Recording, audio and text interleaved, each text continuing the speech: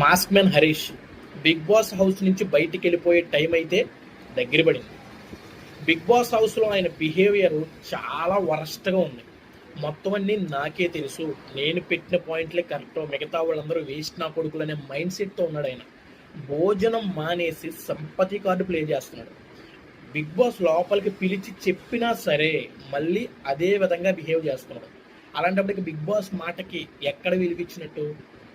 ఒక సైకోలాగా బిహేవ్ చేస్తున్నాడు. ఒక మూర్ఖత్వం ఎక్కువ ఉన్నటువంటి వ్యక్తి. ఇలాంటి వ్యక్తిని బిగ్ బాస్ హౌస్లో నేను ఫస్ట్ టైం చూస్తున్నాను. ఇదే మైండ్ సెట్తో బిగ్ బాస్ హౌస్లో సర్వే అవ్వాలంటే కష్టం. హౌస్లో ఉండి బయట ఎవరినో కాపాడుతున్నాడంట. అలాంటప్పుడు హౌస్లో ఉండడం ఎందుకు, అంత కష్టపడిపోవడం ఎందుకు? బయటకు మింగేస్తే ఏ ప్రాబ్లం ఉండదు కదా. నామినేషన్స్లోకి అయితే వచ్చాడు, ఇక మన చేతిలో పని. ఎవరో దయచేసి ఓట్ చేయవద్దు. ఇతన్ని హౌస్లో చూస్తుంటే నాకైతే ఇరిటేషన్ వచ్చేస్తుంది.